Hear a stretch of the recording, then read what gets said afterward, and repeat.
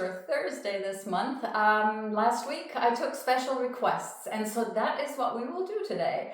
We will go through the things that people requested for today.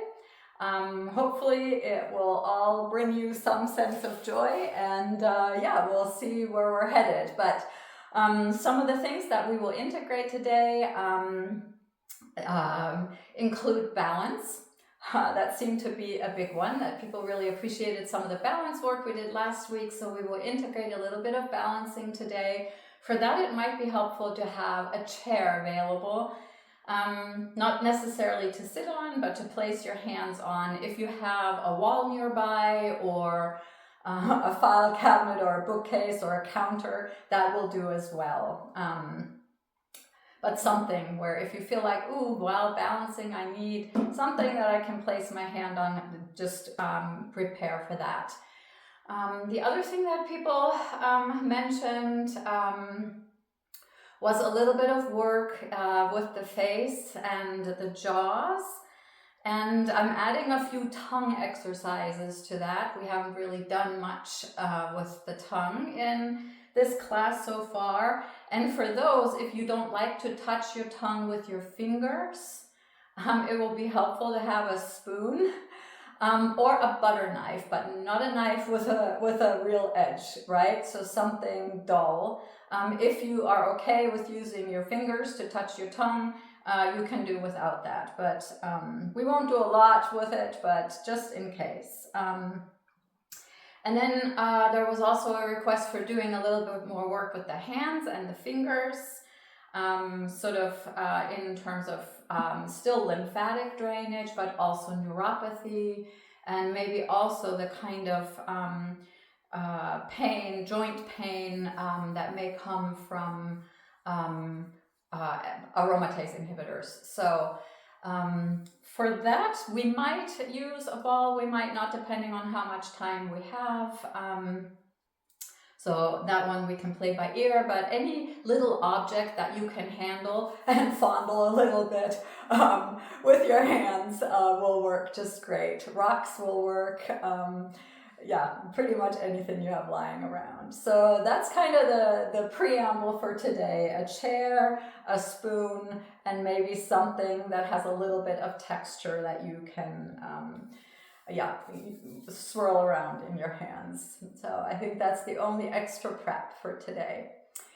So with all of that said, I invite you now to find your shape for your opening centering today. So for most of you, you have a pretty good sense of what that means.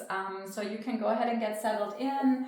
For anyone who is new, you don't have to sit on the ground like I do. You could sit on a chair. If you sit on a chair, sit upright for the opening centering. Don't lean or sink into the chair, and allow your spine to move in its natural curves. If you're on the ground, make sure that here too, your spine can rise up in its natural curves, which for most of us means sitting on a bit of a lift. You can see I'm sitting on a blanket, but it could be higher. It could be a cushion, like a meditation cushion, anything that allows you to have that slight bit of a inward curve in the low back, and that then allows the crown of your head to rise up toward the sky very comfortably.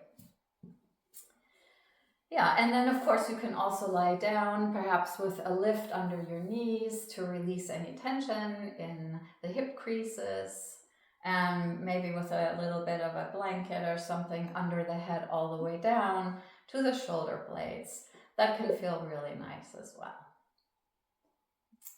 So yogi's choice. And from wherever you are, please know that you can always change your mind, and then just very mindfully shift or change or do something different if what you picked right now ends up not serving you very well. And invite yourself very deliberately to arrive in this moment, in this space, and in this beautiful Thursday morning community.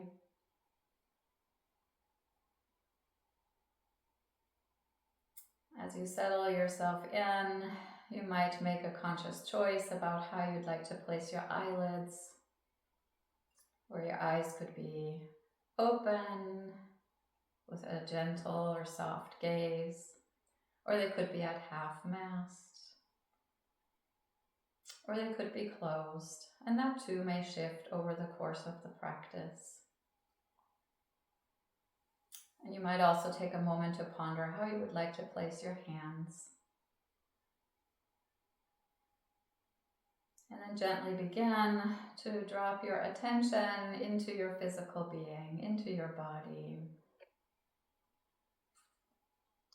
Allowing yourself to arrive in your body very deliberately.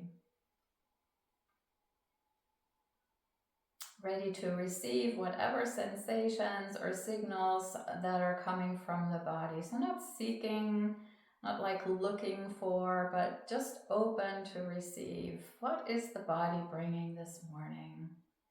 There's a very sweet gentleness to that meeting of your body. It's a very compassionate, open-hearted stance of inviting what is there to become very conscious. It doesn't have to have words. It can just be sensation without label. As you let yourself receive the somatic and the sensory and maybe even the motor signals from your body. No need to change anything.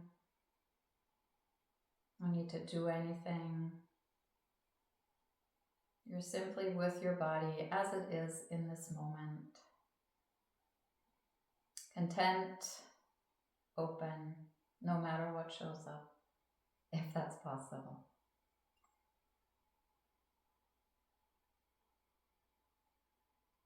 And with that openness toward your body, gently expand your attention to also begin to notice how the breath, how your vitality, your energy is pulsing through your physical being this morning. Maybe receiving the breath here as movement in the body, with a gentle expansion and slight outward and upward movement through the waistline as the inhalation travels in. And maybe a very gentle downward and inward movement through the waistline in 360 degrees as the breath is releasing out.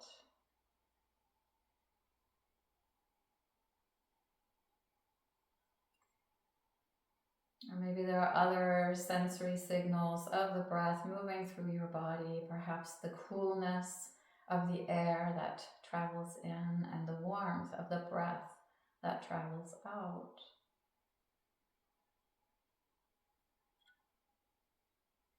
Or maybe you even have a sense of the lungs receiving air and releasing breath. Not making anything happen, simply being with your breath and your energy just as it is in this moment. Maybe for you that means that you feel a pulsation or a vibrancy of life moving through you.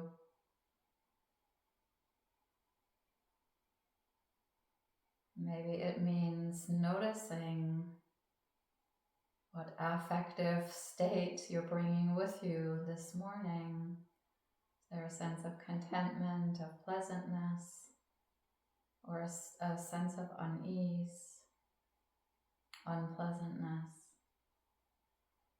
And can you receive your sense of arousal? All of these inputs from your body, your vitality, your breath. Not doing anything, not evaluating anything, not even labeling or putting language to it. Just being with an open heart and an awakened mind.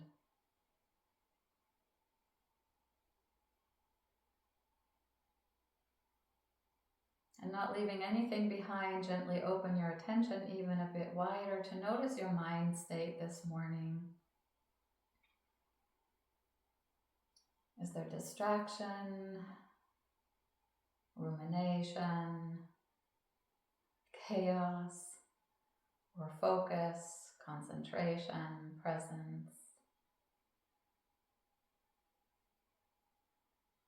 How is your mind space showing up? Can you simply receive the inputs from your mind in the same way you simply received signals about your vitality and your body? Open-hearted, open-minded, with no sense of needing to change anything, just being with. Maybe you're even noticing certain thoughts or stories that your mind is bringing along this morning. Can you meet them too without pursuing them, without rejecting them, just noticing that they're there, letting them be whatever they are in this moment. Recognizing perhaps at this point the deep connection, the deep interdependence between your body, your breath, your mind. As you realize through your greater wisdom that yes, we can talk about these layers of being as if they were different, but they are never separate. And your deeper intelligence, your wisdom already knows this. They shape one another, they support one another, and they are always permeable to what is happening around you. The environment, your relationships, it's all right here with you on the mat in this moment. You are forever connected into a greater web of life. A web of life that supports your body, your vitality, your mind, for better or for worse. And a web of life that you too affect in how you move through it and in the things you share into it. When we realize this deep connection, this profound interdependence,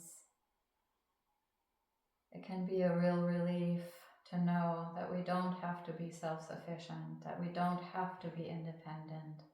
That is not who we are as human beings. We are communal, collective, relational beings. This is where our joy lives.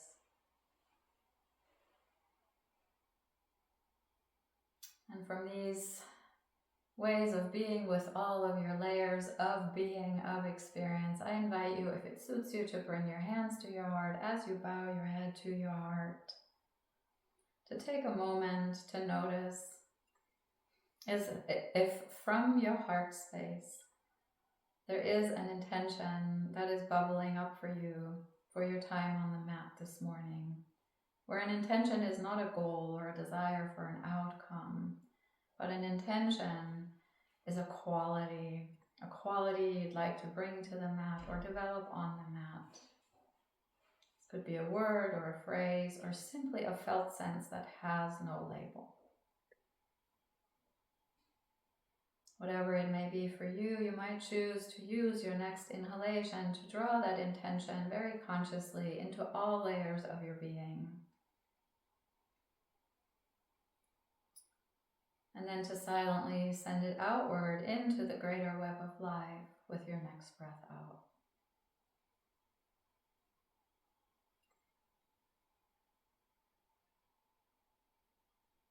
And whenever you feel ready to do so, you could release your hands if they were lifted. You could open your eyes if they were closed. If you're lying on the earth, this might be a nice time to begin to transition to a seat. And if your gaze is still lowered, you might lift it up to come back to your screen. And once again, welcome everyone. Lovely to have all of you.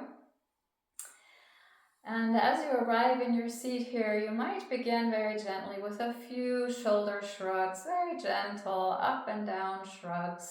You explored your physical sensations in the opening centering. You explored your vitality, your energy, and your mind. Let these shrugs happen from that base of knowing what you're bringing to the mat this morning.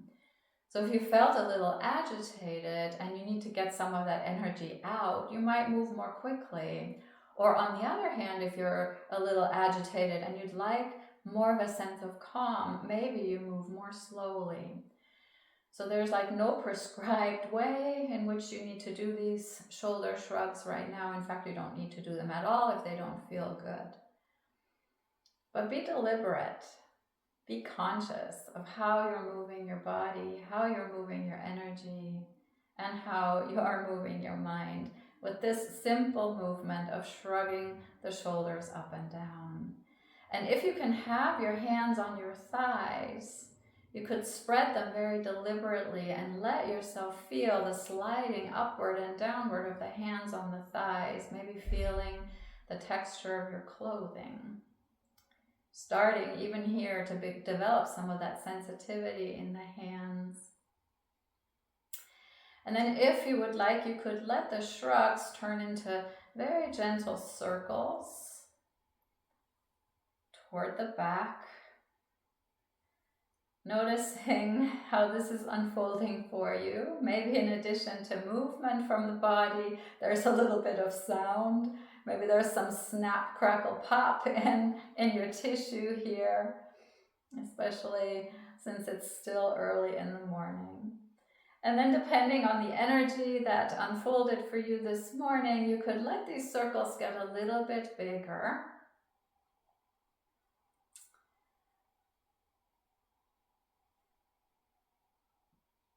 And let yourself continue to stay very attuned to the sensations, the experiences in your body, your breath, your mind, making this like a movement meditation. And let the circles get even bigger if that suits you in this moment. Maybe you do a few chicken wings. Those might feel nice. They also give your arms some very concrete position to be in. And then keep your arms in the chicken wings if they were already there, or put them in the chicken wings if they weren't, and just have the arms out by your side if that works for you. Find something else if this is not good for your body. Draw your chin back and tuck your chin down and draw the ears toward the back of the body, that alignment we always do with the head before we move the head side to side. And then wait for an exhalation to gently look at your right hand and let the head follow your eye gaze. And then look forward and let the head follow your gaze until the head is forward. And then exhale to the other side by looking to your left hand, letting the head follow. With the inhale coming back by looking forward with your eyes, letting the head follow. Maybe pausing before the exhalation comes, and you do this a couple more times to each side. Letting the eyes guide the hand, and both are guided by the breath. Exhaling to the side, inhaling to the front, and maybe pausing at the top and the bottom of the breath.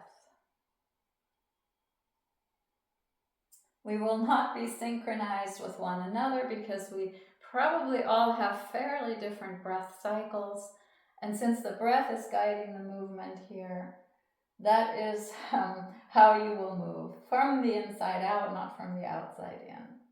When you have finished, you can simply gaze forward, let the arms rest by your side, or you can take the hands away from the chicken wings. Let the arms rest, but let the shoulders move a couple more times.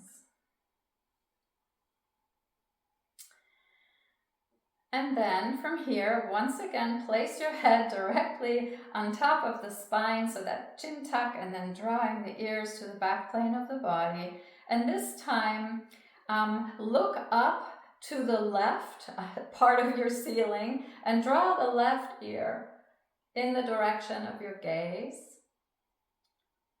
And with the opposite part of the breath, doesn't matter which part you use, but just use the breath cycle, and then look up to the right, draw the right ear up, maybe exhale ahead to come upward with the right ear, and inhaling to come back to center, or the opposite, doesn't matter. Just use the pacing of the breath. Gazing up to the left, letting the left ear travel up as the head bows to the side.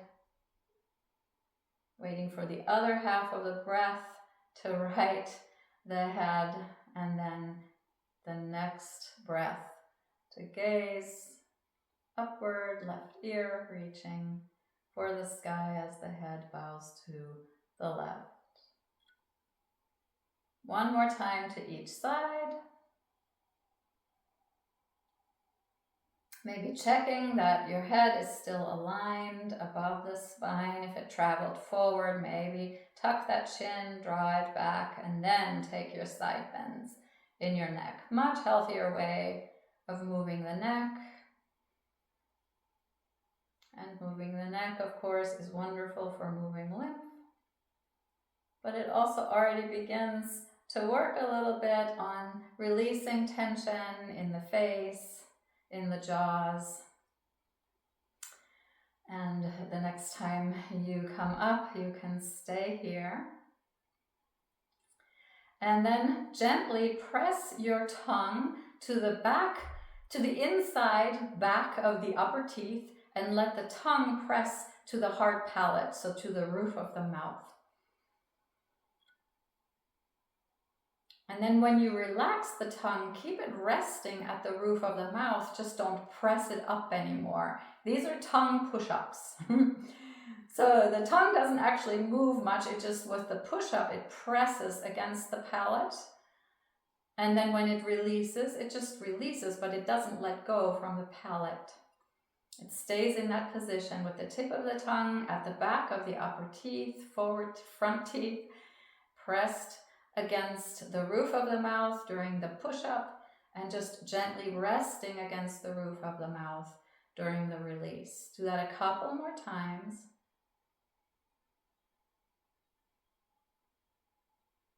And know that that is actually the natural position of your tongue. We think that when we relax the tongue, it rests on the bottom of the mouth. It actually likes to rest at the roof of the mouth. We just have trained ourselves against the grain of nature, and this can contribute to snoring and sleep apnea and even breathing issues. So do a couple more of these push-ups to sort of get the tongue used to nestling against the top of the mouth, the roof of the mouth, the hard palate. And then gently release it without taking it away from that hard palate, just relaxing it. And then very gently take the tip of the tongue from where it's resting against the back of your upper teeth, front teeth, and slide the tip of the tongue toward the back of the throat. So you're drawing it along that hard palate of your mouth.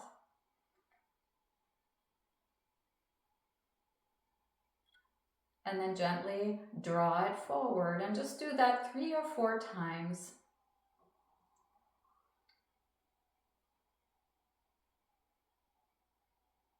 These are tongue strengthening exercises. They are also stress relieving exercises for the musculature in your face.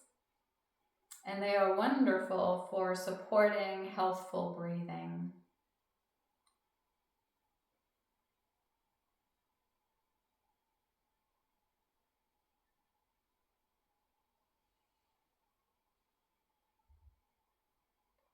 And when you are done with your 2 or 3 or 4 times of traveling the tongue to the back, you can let go. And then take the tongue and swoosh it across all of your lower teeth. You can start at the bottom or the inside of your lower forward teeth And just draw the tongue along the teeth, making sort of a circle toward the back of the mouth, and then swoosh it to the outside of your teeth. Draw it all the way around to the other side. Let it travel inside to the back of the lower teeth and back to the front. And make that circle a couple of times.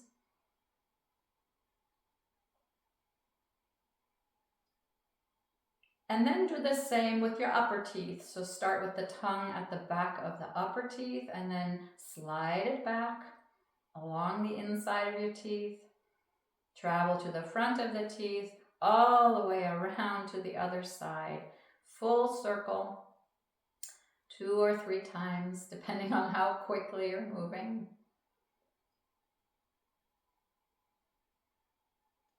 This can help relieve tension in your jaw, and it helps bring resilience into the tongue.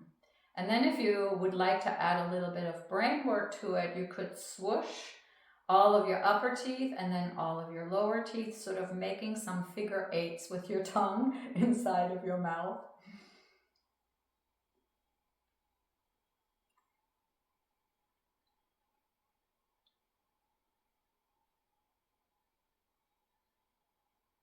And then allow the tongue to rest for a moment. And then this is where the spoon comes in handy that I said would be helpful today. You can use your fingers if you don't have a spoon. You could use a pen even, or any small object. And what you will do is you will stick out your tongue against the spoon. This is kind of a silly thing, it's hard to show it, but essentially you just have your spoon or your hand or whatever object you have. You could use a pen, like I said, a butter knife, just nothing with a sharp edge, and stick the tongue out against the resistance of the spoon. Or if you have a pen, the knife or the pen. You might notice that your tongue actually starts to tremble. Whenever we strengthen a muscle that we haven't strengthened before, it might tremble and release. So you don't have to hold this a long time. You can sort of press and release and press and release. And then you can take your spoon and place it on top of the tongue or your fingers or your pen and press the tongue up into the spoon. So now no longer forward, but up.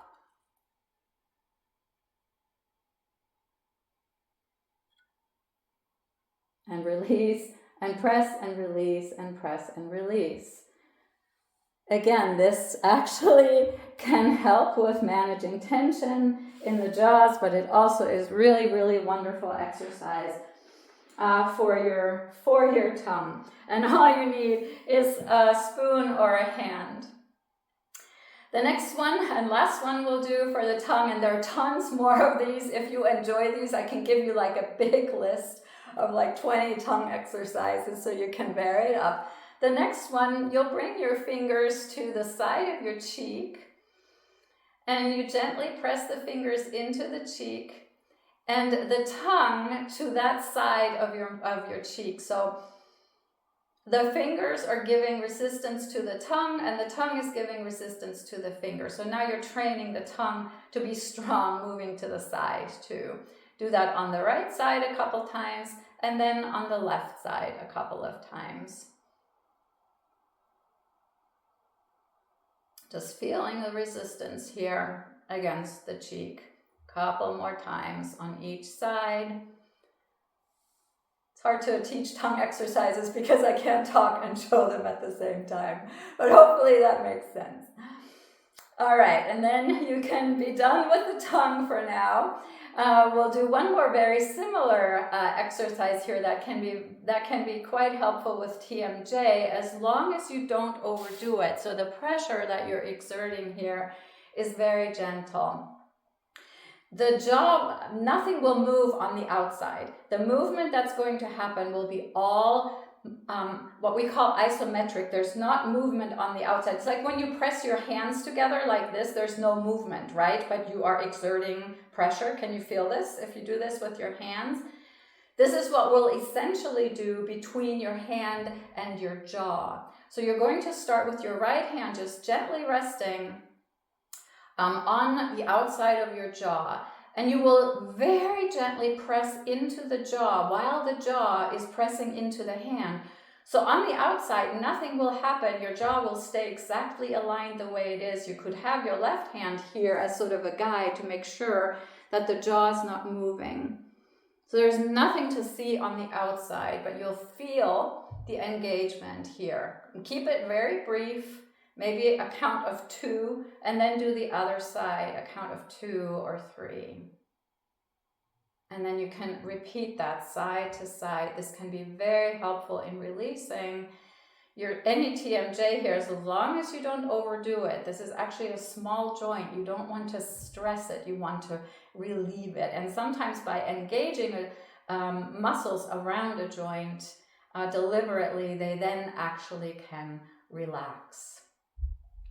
And our final sort of face and TMJ exercise is that you can take your hand, place it under your chin, and create that isometric pressure between your hand and your chin here, and then open the mouth wide without moving the lower jaw, but by moving the upper.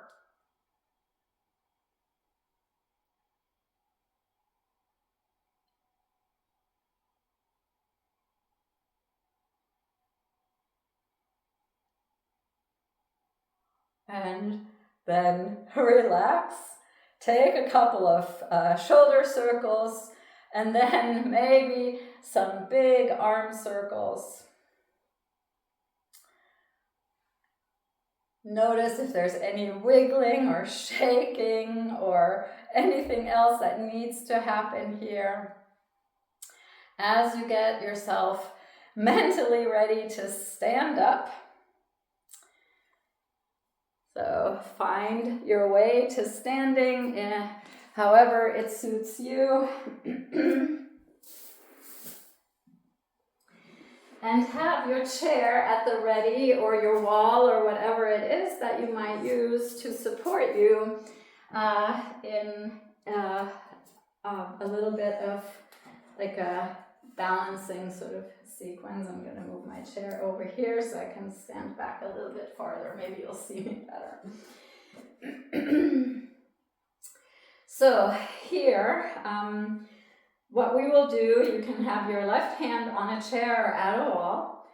Your left leg will be your standing leg, and your right leg will come forward with sort of a little bit of a swing. If you feel comfortable doing this, this is essentially like taking a step with your right leg. The foot swings, and you are standing on your left leg. Again, the hand could be on something as you move here through this. And the more comfortable you become here, the bigger the swing could become. So that at some point, the leg doesn't just swing forward, it swings back as well. Again, the more comfortable you become, the bigger the range of motion can be, and the more joints could move, right? So you might bend your knee when you come forward. You might stretch out your ankle as you come back. Just see what's comfortable for you and what feels stable enough.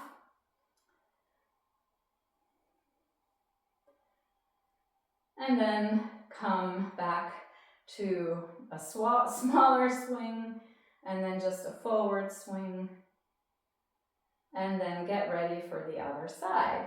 So you might have to turn around, or you could take your chair, bring it to the other side so that it's available if you need it.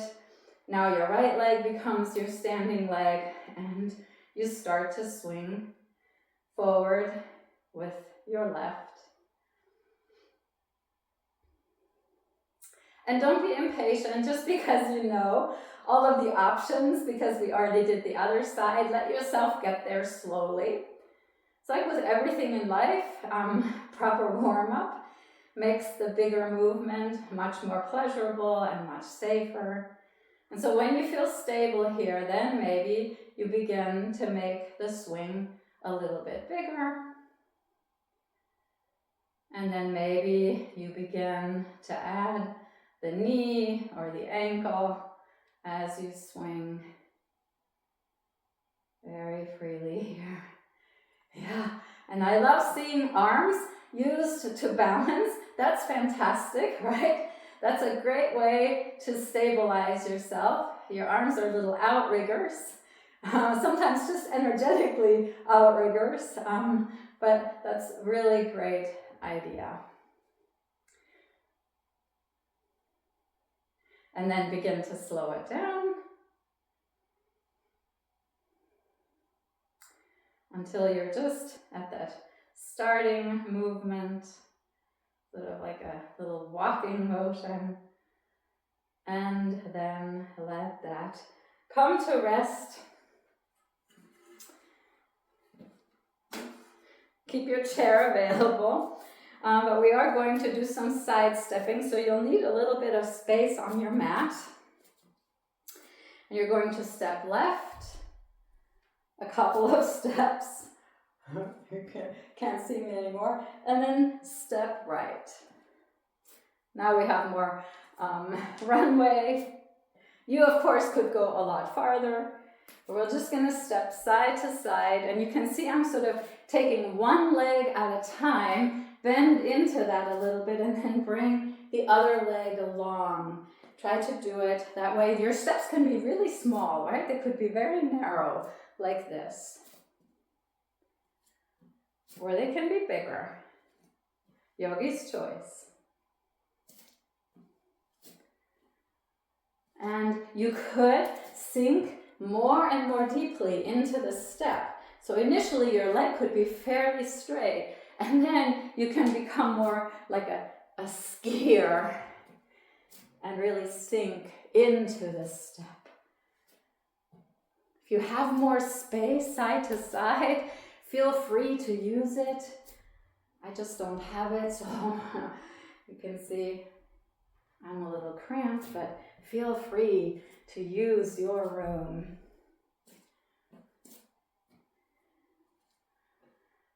And the next time you have traveled to the opposite side that you started on, which if you started with me would be the right, then when you come back to center from there, you can stand for a moment and just sense inward. Maybe you actually worked up a little bit of a breath, and that's great, great stuff. So from here, have your chair ready for sure, because this time you'll definitely want it. Oh, and I didn't even show how you can use the chair on that side step, but just in case, you could do the side step just at the chair like this, coming side to side. So I should have shown that sooner, but that is a great variation. Alrighty, so next, have your chair handy with the seat facing you and you facing it.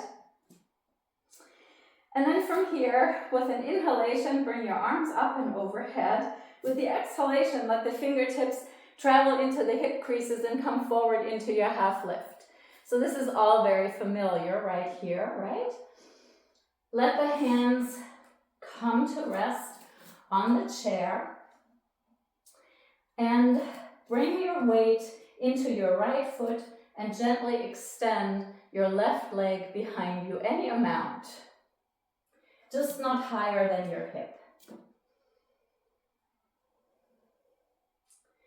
And then perhaps you come to your fingertips on both hands, unweighting the right hand and bringing the right arm up along with the left leg. You could be like this. You could be like this. Anywhere in between. Or you could have one hand there. And now, if you feel stable, you could see about bringing the left hand up as well. Maybe just for a moment, maybe just a tap away from the chair. just any kind of playing. And then return the right hand, return the left foot. Bring the fingers to the hip creases and then to the low back. Rise up just to jog this out a little bit before we do the other side. Whenever you feel ready, you can inhale, lift the arms, exhale, fold. Don't rush ahead just because you know what's coming. Be just as gentle and deliberate on the second side. Bring the weight now into the left foot and let the right foot rise behind you any amount. So it could just come off the earth, right? Or maybe you even have the toes still on the ground. Or you can rise up, but no higher than the hips. Maybe at some point you come to the fingertips, unweighting the left fingertips and experimenting whether the left arm can travel up. Find your steadiness here. And if you would like, if you feel relatively stable, experiment with what happens if you also lift the right hand any amount. Maybe it's just a tap away from the chair. Maybe it's lifted. Doesn't matter. The work is the same, right?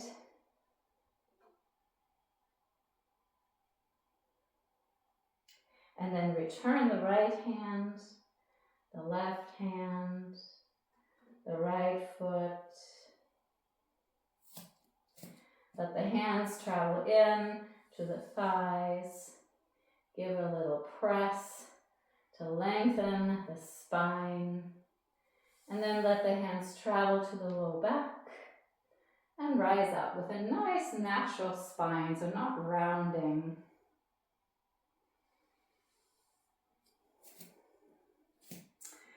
And turn yourself forward again, this time chair by your side.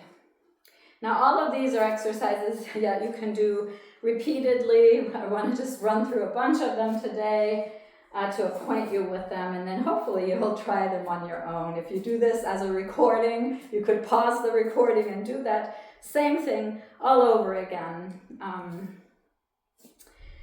All right, from here, let's start with, or you start wherever you want. I'm going to start with the chair to my right. So the right hand will rest, which means the left leg will lift and the right leg will do the standing work.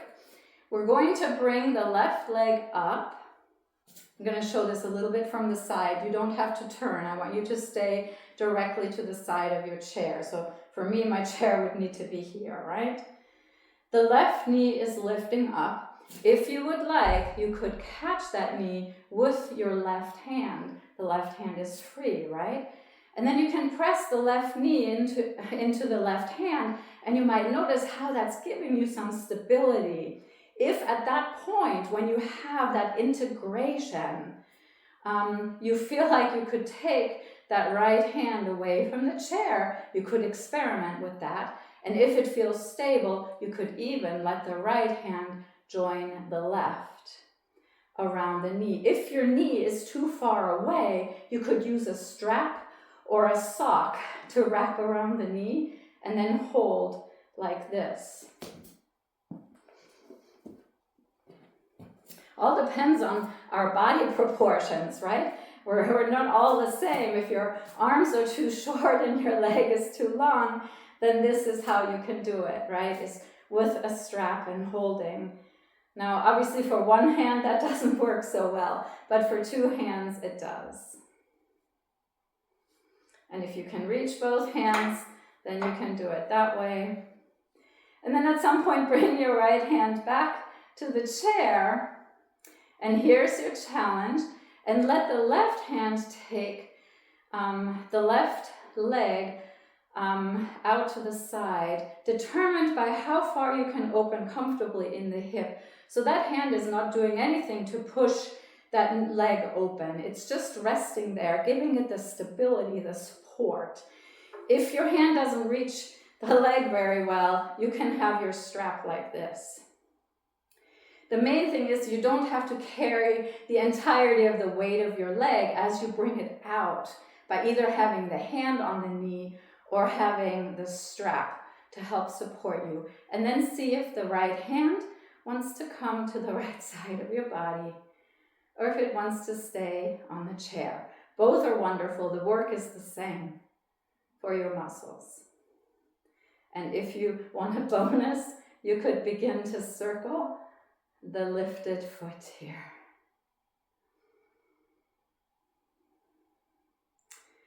And then at some point, gently bring that leg back in. The right hand could be at the chair by now. And then grab the strap, release, and come down and just jog it out a little bit. Or sense inward if that's what you want to do, to notice the effect. And when you're ready, you can prepare for the other side by maybe bringing the chair to your other side or turning yourself around, whatever works for you.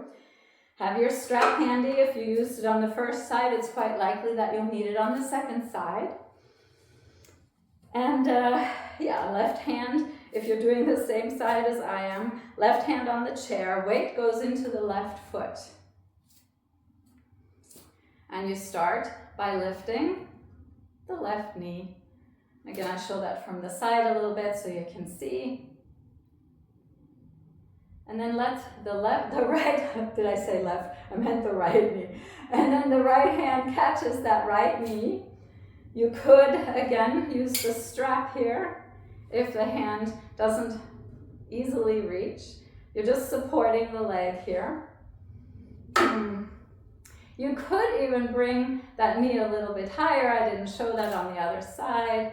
That's not necessary, but it just adds a little bit of range of motion to the hip. And just let yourself get used to being here. Maybe if you're stable, the left hand joins the right, or maybe the strap now travels to the outside and the two hands collaborate in holding up that leg with the strap or with the hands.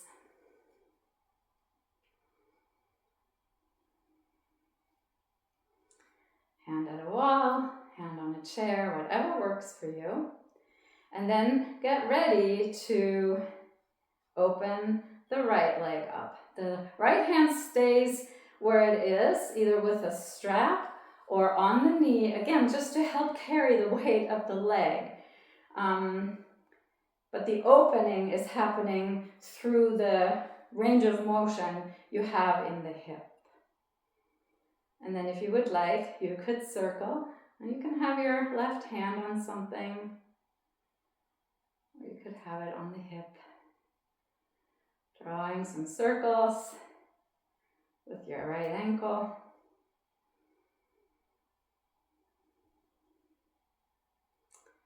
And then when you feel ready to do so, let the right leg travel forward again. Maybe your left hand comes back to the chair and your leg releases down as you maybe jog things out just a tiny bit.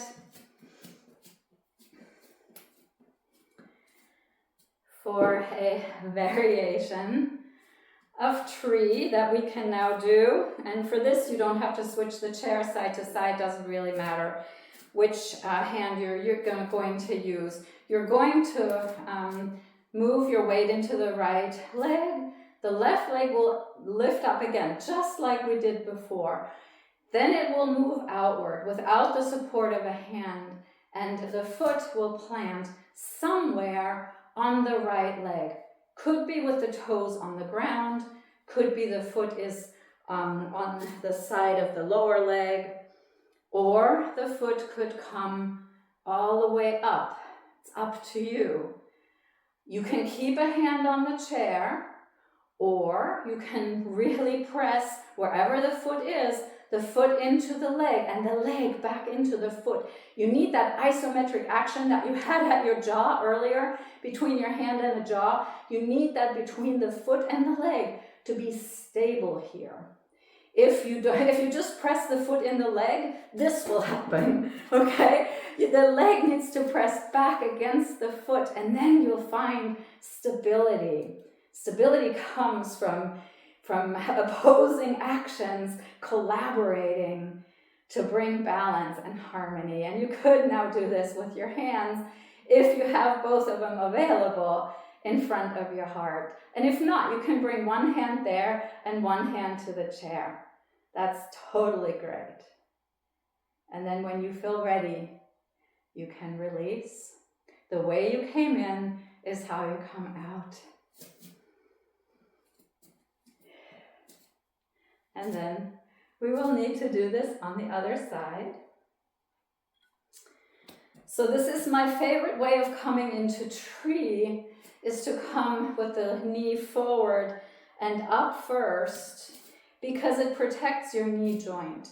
Sometimes you see people coming into tree like this from here, but what this actually can do is can torque the knee.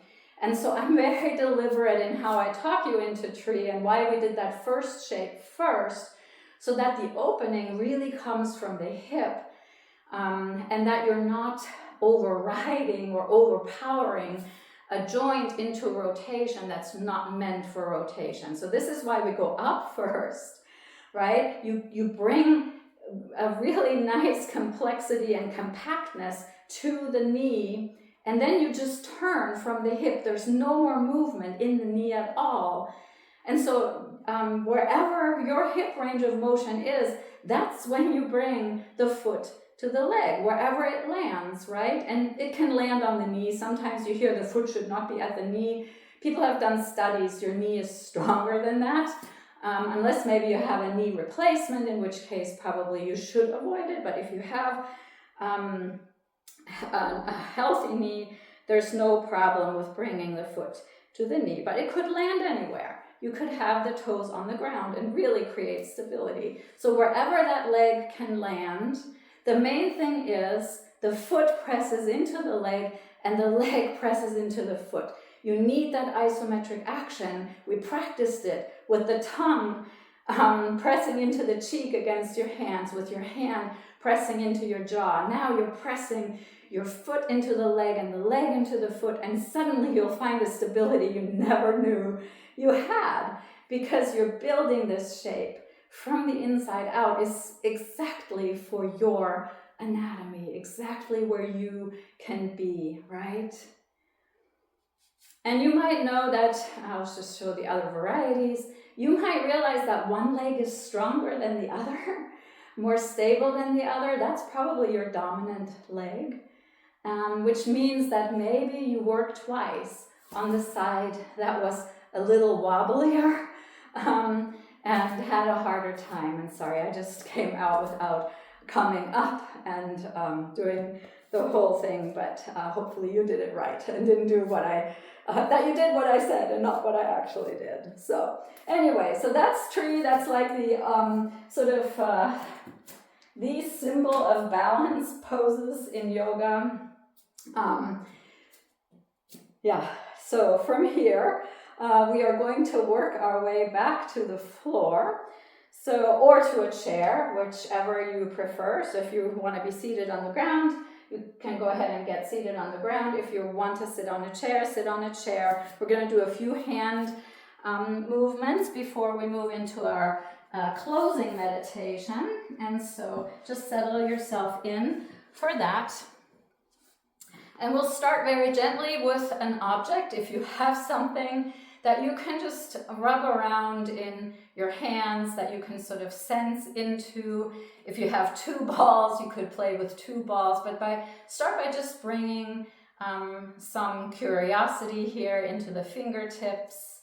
If you have a little bit of neuropathy, having a textured object would be great. They make these little balls that have like little nubby things that work really well. But what also works really great is like fill a Tupperware bowl, something plastic, with either rocks or dried beans, or maybe a mixture of dried beans and lentils and rice, and immerse your hands in them and just let yourself feel the texture of all of those little shapes. That's a beautiful way of stimulating the nerve endings in your hands, and it's totally risk-free, right? I didn't have beans, and I didn't want you to hunt for dried beans in the Tupperware bowl. So something else that you can just roll around in your hand or just touch can be a nice way of waking up the hands. And we already did a little bit of lymphatic work earlier with the hands, just with our chicken wings and moving the hands. So the lymphatic stuff we covered kind of, I think, nicely in the last 4 weeks. But the movements for joint pain or for neuropathy is where we'll focus maybe a little bit more.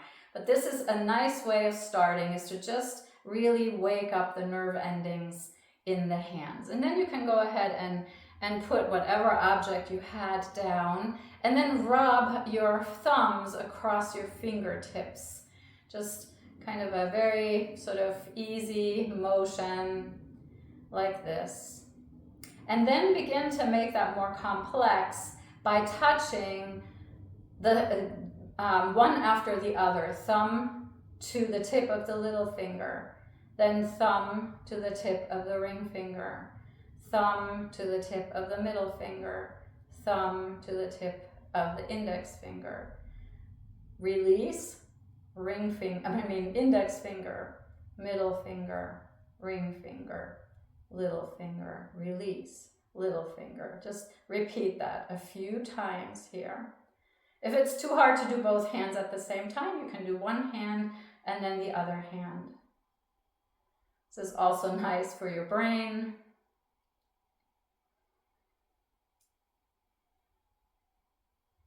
And then as you keep going here, become more and more deliberate in how much you spread your fingers in between each touch, so that you're also really starting to extend all of the joints in your hands as you're working here. Really starting to work all the little joints, awakening the ligaments and the tendons, the fascia, the muscles in the hands. And then imagine that you're playing air piano and just sort of, yeah, you could even really play the keyboard and get a little bit of shoulder action going here too. You can kind of make it fun and really play very loudly on your piano, whatever, sort of works for you and gives you some joy and some fun. And then we will come back to the touching, but this time this will be harder. Instead of touching the tip of the finger, you're going to touch the base of the finger. So the thumb now touches to the base of the finger, little finger, ring finger, middle finger, index finger, and back out, and do that a couple of times. So this time the fingers don't have to curl, but the thumb has to curl more. And you might notice on the index finger, that's really hard. The closer you get, the more compressed that the knuckle on the thumb needs to be. And then shake it out. That's part of the joy of doing finger work. Wiggle whatever feels good to you. And then turn your palm up. Your arm can be straight forward. And then bring the fingertips toward the floor. You'll feel a stretch through the wrist here. This may be enough for you. If you'd like more, you can take the other hand and gently tug, but I really mean gently here. You don't want to exert an aggressive pressure. You can just very gently increase a little bit of the stretch here in the wrist. Be very kind to yourself. Don't overdo this. And when you are ready to release, don't just snap the fingers loose from one another. Very gently release and then switch sides. If in between you need to shake out your arms, like if just holding your arm out like that was hard on your shoulders, you absolutely are welcome. Then bring the other arm forward, palm up, very deliberate, curl the fingers down and maybe catch them and draw back very gently. This is not a yank, this is not aggressive. This is just a little support. I'm not a big fan of passive stretching, and this is a passive stretch. Whenever you passively stretch something, work really, really, really gently, right? It's not a yanking through, it's not a forcing, it's just an encouraging. And then very gently let go and make little hook fingers. Yeah, now you're just bending the little joints in your fingers, and then straighten and hook and straighten and hook and straighten. And you would do this like 10, 12 times, and then we'll make a whole fist. You can bring the thumbs in on the first one, spread, come back to your fist, thumb out. Spread, thumb in, spread, thumb out. And you would repeat this a few times. We're running out of time here. So I want to show you one more thing that's really my favorite for the hands, but you kind of have to work up to it. So the other things were the prep. Play your hand piano one time, and then bring your hands together in like palms flat against each other, and turn them out, down, and in, and let them rotate through like this. Don't overthink it. As soon as you start thinking about it, it doesn't work. And then if you can, at some point, change directions. You'll start with your backs of your hands together and then turn toward you. Yeah, exactly. And one piece of this movement that's nicely hidden in here that you can also do separately by itself, it belongs into sort of a sequence on gliding all the tendons in your hands, is this position where your fingers are pointing straight down and then your hands are making like a flat top. So this is another really nice stretch for the hands. The thumbs can sort of cross in front of the fingers, kind of facing you. This is kind of what it would look like from the side by one hand. And then after that, shake it out, take a few shoulder circles, take a few wiggles, notice what else there is you might like to move or shake or stroke or do. And then allow yourself to settle into just a brief moment for a bit of a closing meditation. I kind of ran us out of time today, but there was so much to cover and I wanted to get it all in, so thank you for hanging in there. Taking the time to at least have a brief Savasana. So I invite you now to get yourself settled, either in a seat or a lying down position. And to take a moment to inhabit your body, your physical being. Maybe noticing if there are different sensations here now than there were at the beginning of class. Not as a matter of expecting that, but as a matter of curiosity to see if anything shifted. It doesn't have to have shifted. You're just curious whether it did. It's all good.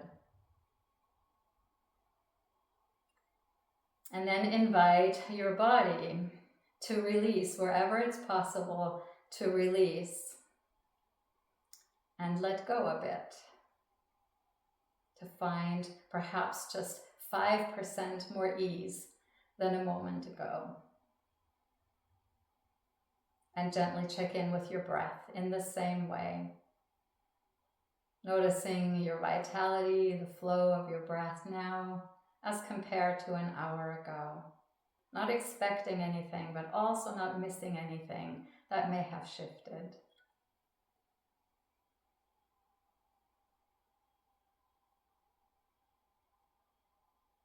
And then invite your breath to release into just a bit more ease as you gently check in with your mind. Noticing what is present here now compared to an hour ago.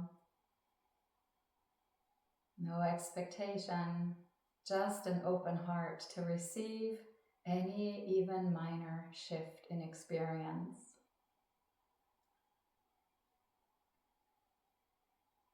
And then invite your mind to move into just a tiny bit more ease.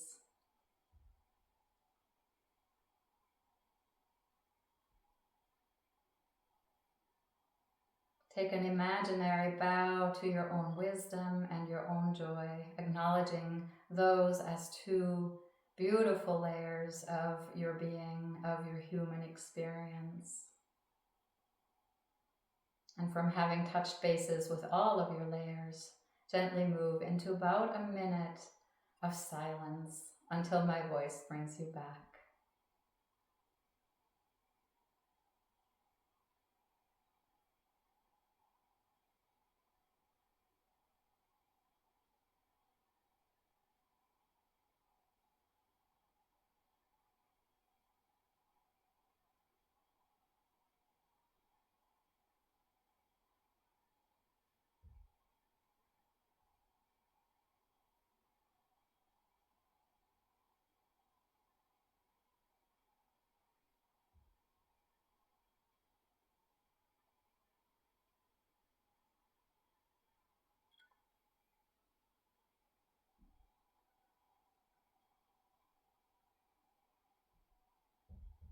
And very, very gently invite your senses to reawaken to the outer world. Taking in the sounds around you, perhaps the air on your skin, the texture of your clothing, the aroma in your room, the taste in your mouth.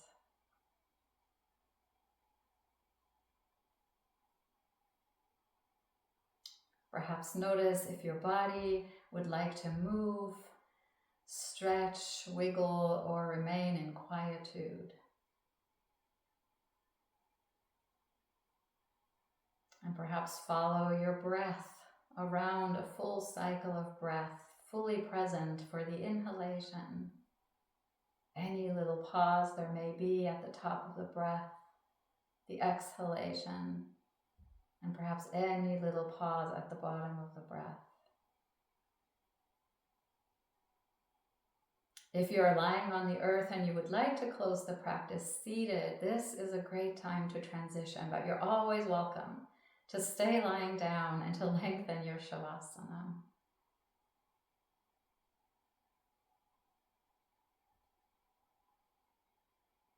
If and or when you are in a seat, I invite you to bring your hands to your heart and to bow your head to your heart. Take a moment to tune in to notice if there is a takeaway from class for you today. Something meaningful, something interesting, something functional that you would like to settle into your tissue, into your breath, into your mind, into your memory banks.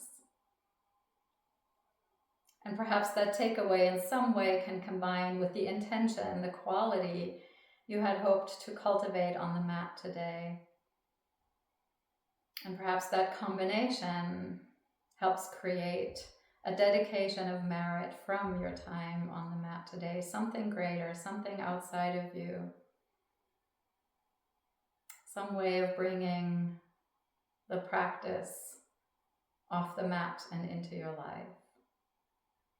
If there is such a dedication, perhaps you draw it into your own heart with a breath in, and then send it silently outward with a breath out.